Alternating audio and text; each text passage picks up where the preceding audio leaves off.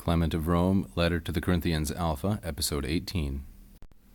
Dia tuta pordro, apestin he dikaiasune kai erene, ento apolipein, hekastan ton phaban tu theu kai ente piste, autu ambluo pesai, mede entois na mimois ton, prostagmaton autu porevasthai, mede poli tewasthai kata takathekon to Christo, al la hekaston, badidzen kata tas epithumias tes cardias autu, tes poneros, zelon adakon, kai asebe, ane le fa tos, dihu kai thanatos, es elthen es ton kosmon.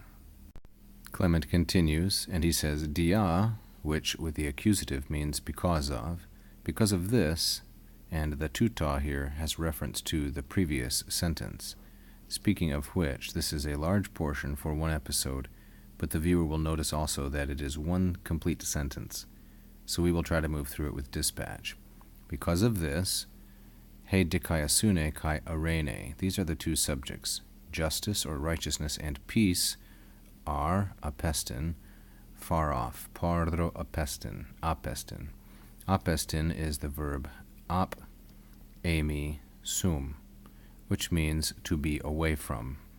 Emi is to be, and apa is away.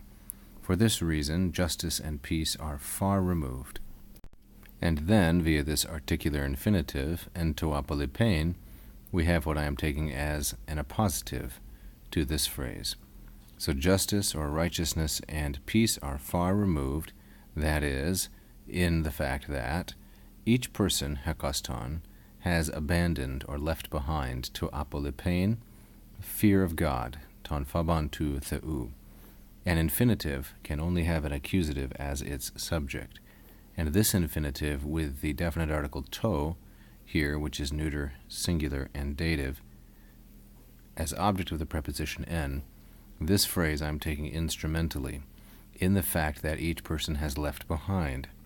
Apolipein is the aorist imperative of apolepo, to leave behind or to abandon. Since it is built on the third principal part, lip, we know that it's a second aorist infinitive. The object of apolipein is ton phabon and the subject hekaston. Each person has abandoned the fear of God, and in his faith, or in belief in him, ente piste autu, ambluo pesai, they have become dim-sighted or near-sighted, which is the definition that the LSJ gives. This also is an aorist infinitive, but this one would be called first aorist, as the sigma alpha shows us.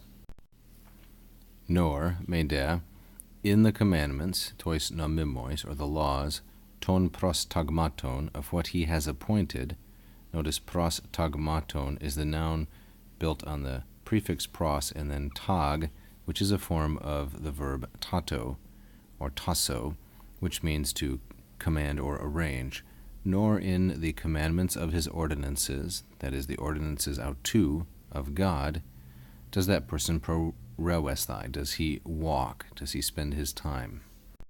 So we have then another infinitive, porevasthai, ambluo pesai, apolipein, each one of these, in apposition to this phrase, I'm construing it, nor another infinitive, poli tewasthai, does the person act like a citizen or practice his behavior in society, poli tewasthai, according to what is appropriate, tokathekon, what is fitting to Christ, to Christo.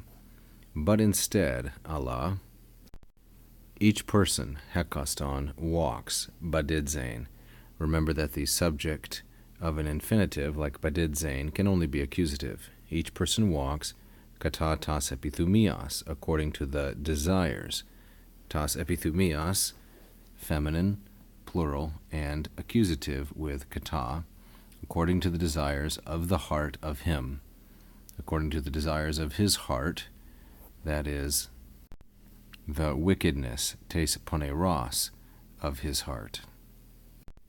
And envy, zelon, that is unrighteous, adakon, and ungodly, they have taken up again. This now is masculine, plural, accusative, and the participle anele photos is from ana lambano, like so.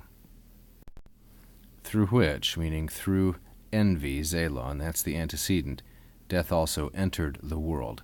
Eis elthen is the third singular aorist, indicative active, of eis erkomai, a very common verb, and it has several compounds.